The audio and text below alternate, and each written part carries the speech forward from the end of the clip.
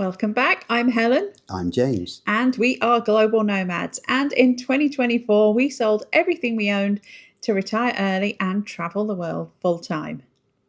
This morning, we are in Luang Prabang. We're just getting ready to leave the hotel. And we are going to be heading to the train station to catch the Laos-China Railway. A little bit apprehensive about the security from what I've read online. We'll see. We'll talk to you at the station a little bit more about how that goes and about the ticketing process because that's a little bit more complex too, but we'll tell you about that at the station. Lots more information to come. Let's see if we can get through security first.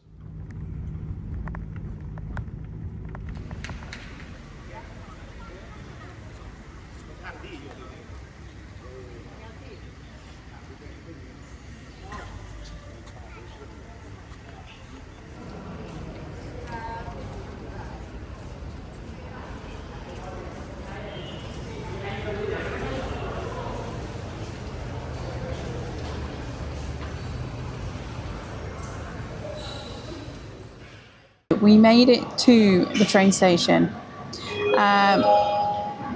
Been worried about this for a while. I think they do a lot of announcements here. We'll give you a second. So we'll talk to you a bit about how we got tickets. You might have read conflicting things about can you buy them on the LCR app, the Laos China Railway app. And the bottom line is, I believe you can if you have a Lao eSIM. But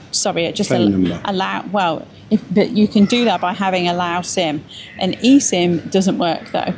So if you go and buy a physical SIM card and put in your phone, you should be able to use the LCR app because that will give you a Lao phone number.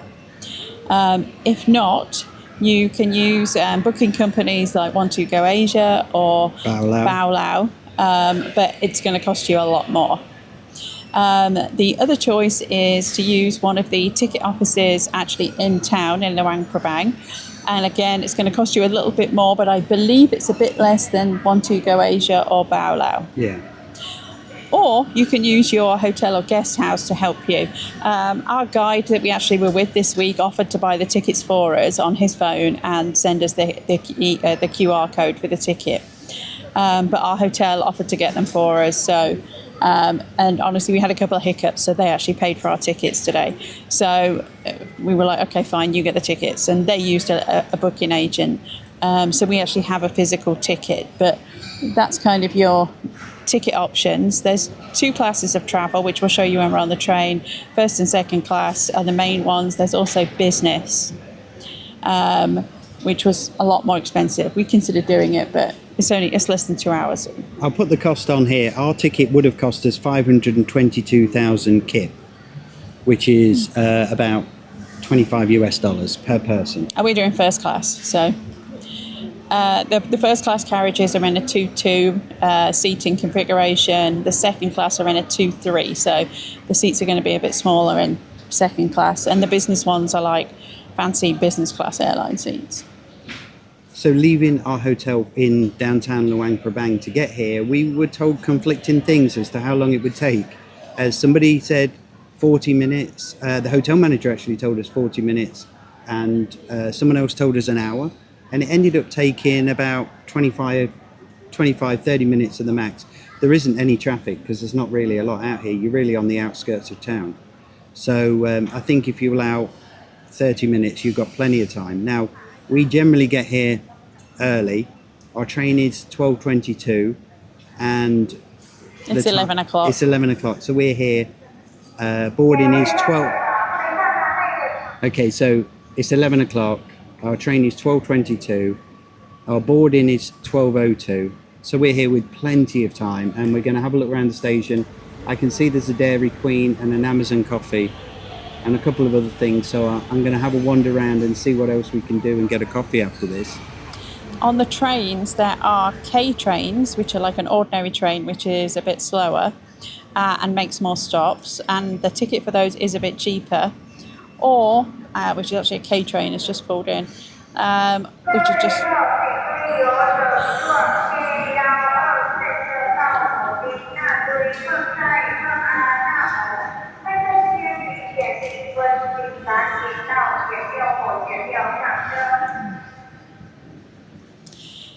The K train has just pulled in, which is like a regular train with carriages.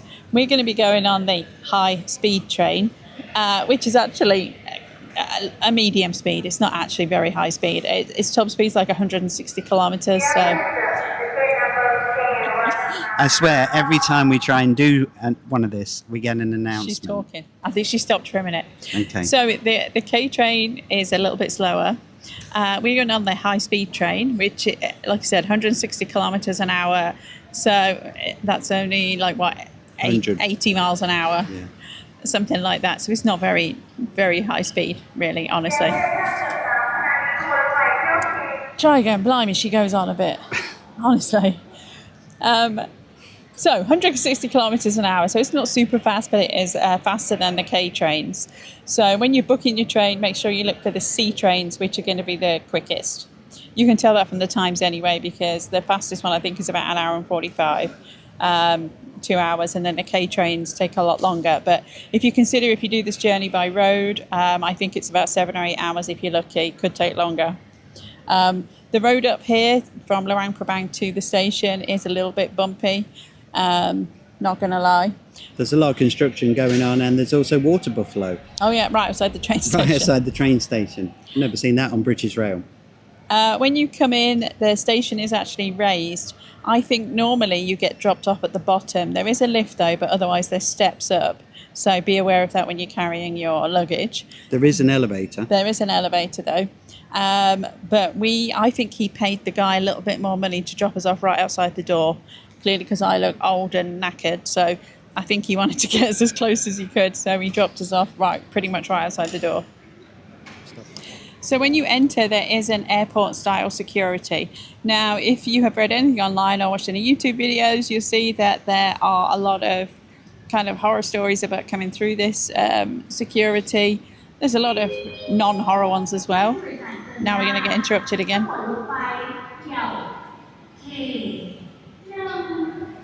So security, I'd read kind of conflicting things about lots of people had stuff confiscated, there was lots of stuff banned, things that you would be able to take on a plane you couldn't bring through, and all of Bribes. this. People having to give bribes to bring things through. So there is a list on their website and a big poster outside which will show you of all the things that are banned. So aerosols, a lot of liquids, anything in a spray bottle. But the biggie is if you have a vape cigarette. I don't know if you're aware of this, but they're actually banned in Thailand, I think Vietnam and Laos as well. And you will get a hefty fine if you are caught with one. Another thing you can't bring in case you're unsure, dynamite with a timer. In case that was a consideration. In case you've got Wile E. Coyote with you and you need to blow Yeah, them up. literally, there is a picture of dynamite with a timer. But there's quite a few things that are not permitted. And like I said, I had seen stories about people who had to give bribes and they wouldn't let them through unless they gave the And officer a things were bribe. confiscated and then for sale in the market the following week. Lots of anything like a small penknife, scissors, things that you would get through with on TSA, scissors you would get through on TSA, are not allowed here. And remember, this is an internal train. Does not even cross a border. Our train doesn't cross a border. But the security is operated by a private Chinese company, just to give you a heads up on that. This is not the people of Laos that are operating this. So because of that, we were a bit nervous. So I did read on one Reddit thread that somebody had mailed their stuff with a shipping company. So Helen found a company called HAL, or I think it's called Home Alone. And the nearest one to the hotel was about... Does Macaulay Culkin work there? I don't know. There wasn't something that swung down and hit me as I went through the door. It's down by the Night Bazaar.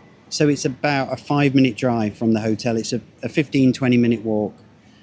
Walked in there and it looks a bit disorganized, but I'm going to put some video in there. But it's just like a UPS store.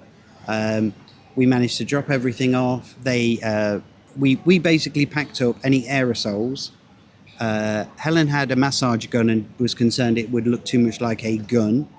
And it was expensive, so I'm going to lose it. Nail files, scissors. We've got like a TSA approved kind of multi-tool. Yeah, and we shoved all of that in a bag, took it down to them. They boxed it up for us, taped it up, and then weighed it. It came to about 2.88 kilos, and they're going to ship it to their nearest office in Vientiane.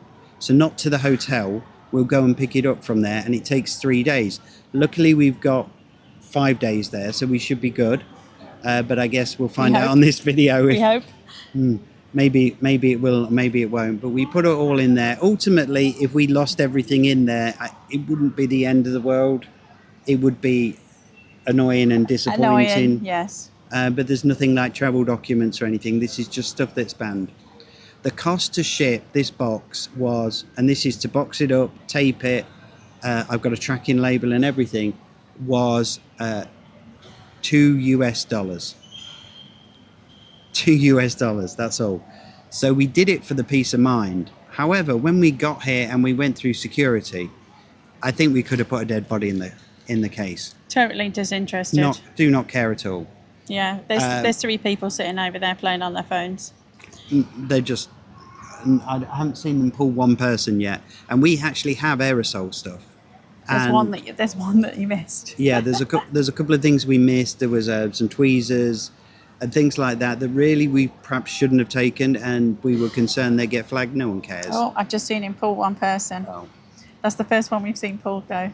But yeah, they were just sitting there playing on their phones. They weren't interested at all. So for peace of mind, I think I would have still paid the $2 and shipped it if I had the time in Vientiane.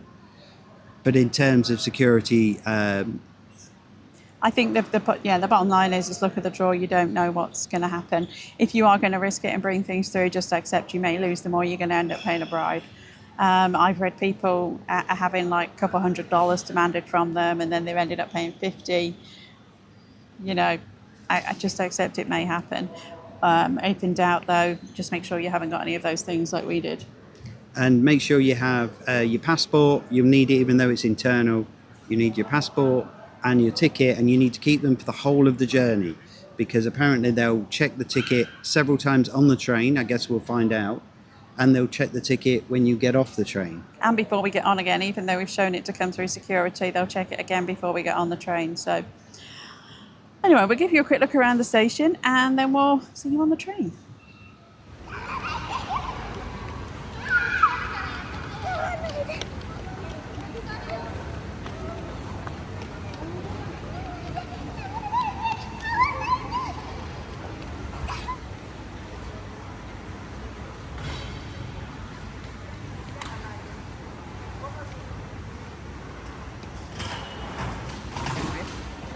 So we just went into the shop here at the Laos train station, and we purchased some things.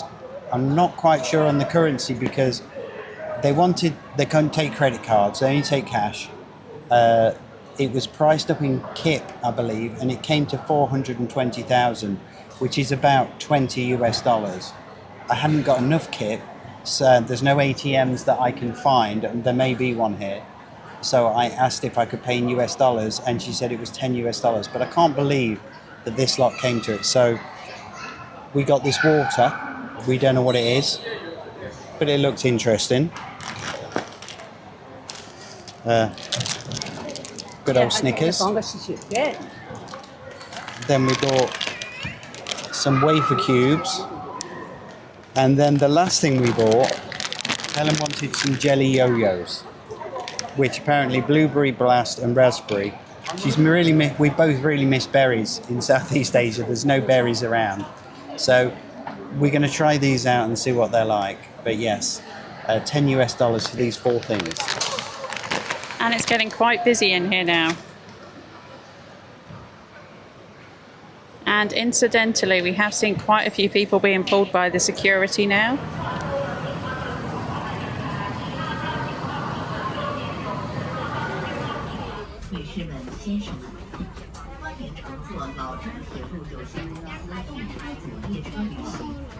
Okay, so we made it on board.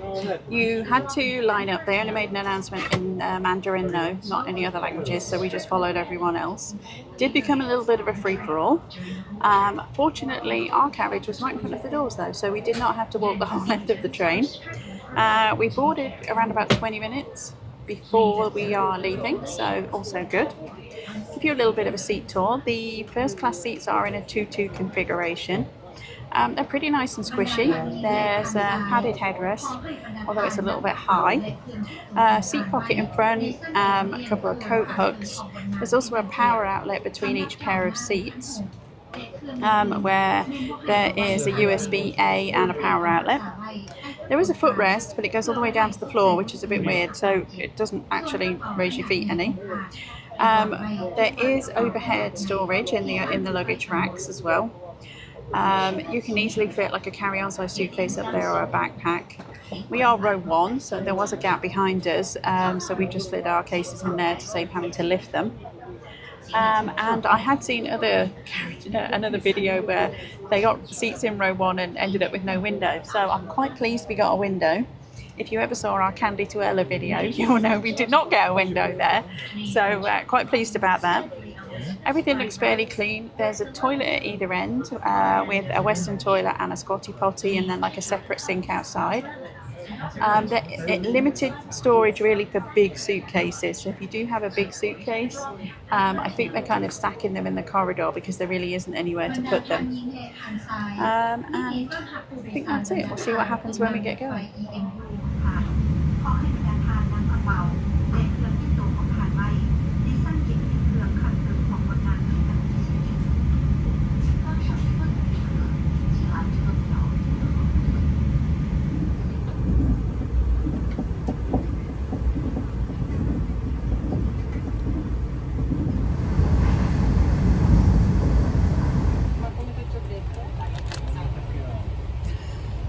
So here in the loo, sink, loo, fairly clean, doesn't smell too bad, doesn't look like there's any towels or any soap by the looks of things, so I guess come prepared, but it looks fairly clean. I believe the loo at the other end of the carriage is probably a squat.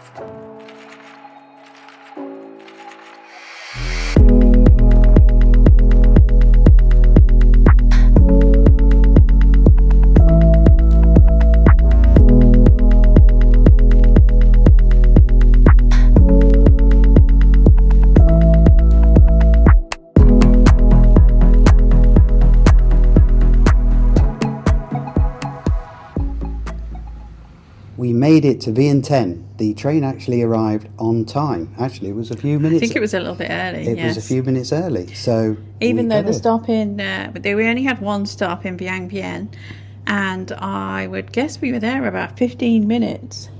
Even though they make umpteen announcements on the train in 3 different languages, and they said, "Oh, you need to get off quick. You need to get off quick because we won't stop long." And then I think we were there like 15 minutes.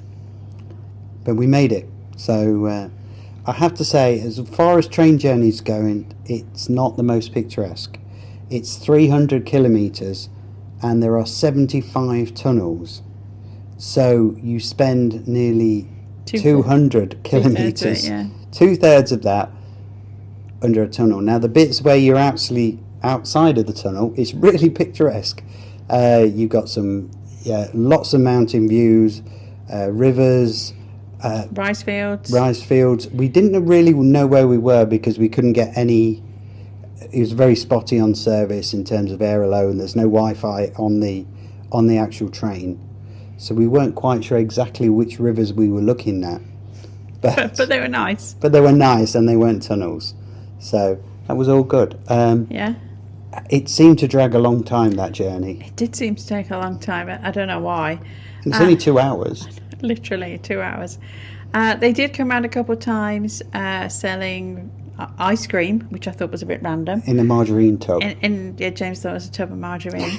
For 40,000, which is about $2, but we don't know what flavour it was. And then they came offering something else. Which we also didn't know what it was.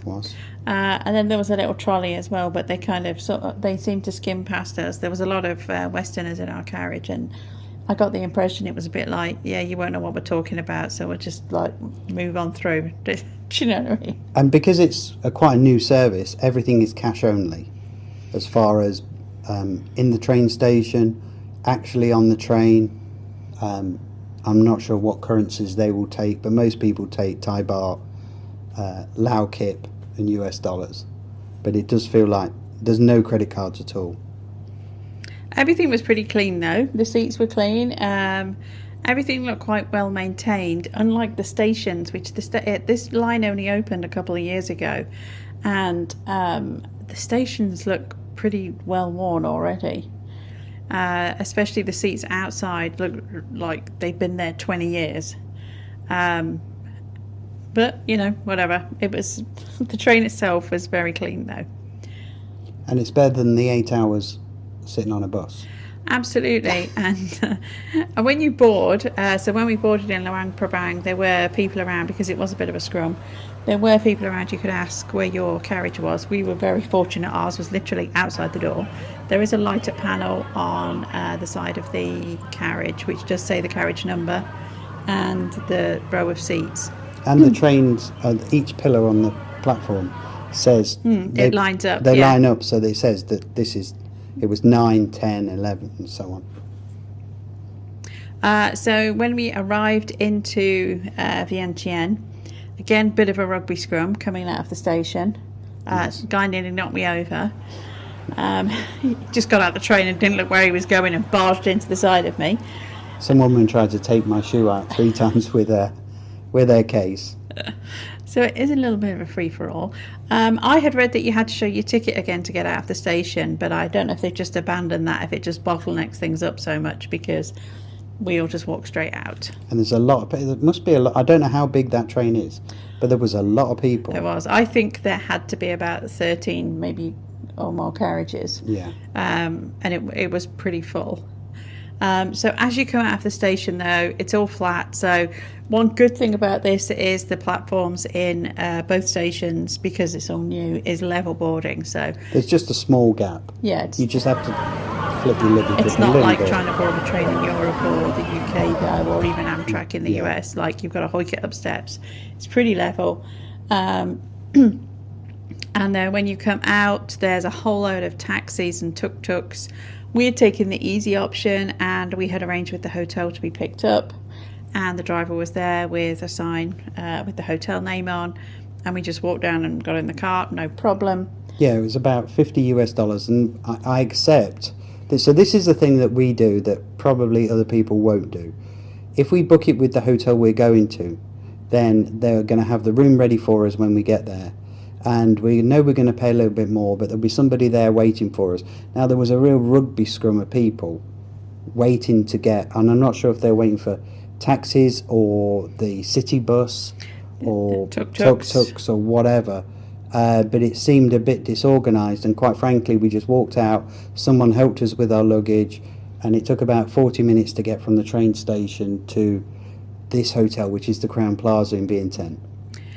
So the train line, for being new, all of the stations are actually quite a ways away from the towns.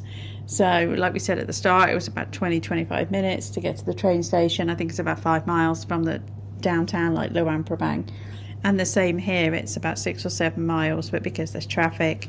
The start of the road was not great. No. The first section of the road was pretty bumpy and washed out. We are here in rainy season. But but it's like a single lane road either side. For the amount of people that are coming out of there, it was a little bit chaotic.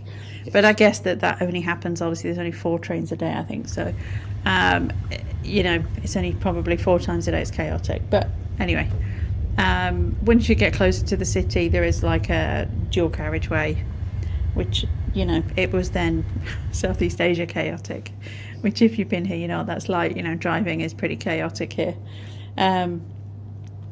But yeah, it was about 40-ish minutes to get here. Yeah, so we got here and got checked in, and that will be the next video, I guess. Couple of things we didn't tell you on the train that we missed is the seats do recline slightly. Most people didn't, but they do recline. And I do think they flip around to face the direction of travel, but ours were facing backwards, but whatever. And there is a blind at the window too, so if the sun is in your face, you can pull the blind down. And in the outdoor corridor area just by the bathrooms, there was also a hot and cold water dispenser as well. I don't know if it's filtered, so we didn't drink it, but obviously you can buy bottled water if that bothers you. But there was a hot and cold water dispenser there. It was a pretty common thing in Southeast Asia again too. It was pretty comfortable overall. Staff could have been a bit friendlier, but it is what it is. I don't know about the whole security thing. We said about they that. were definitely pulling as the time came closer to our train. They were definitely pulling more people, and generally they seemed to be Western people. Whether it's because Western people weren't following the instructions or some other reason, but we did see things confiscated. So I am glad that Helen watches a lot of YouTube videos and suggested that we go to how to mail our stuff. If the stuff doesn't get there, then maybe not. We'll let you know. We'll let you know. We'll let you know if it arrives or not and how long it takes. So thanks for watching. Hope you found this useful if you are thinking about taking the Laos-China Railway. And we will see you on the next one. Please like and subscribe. And remember, you're here for a good time, not for a long time. See you in the next one.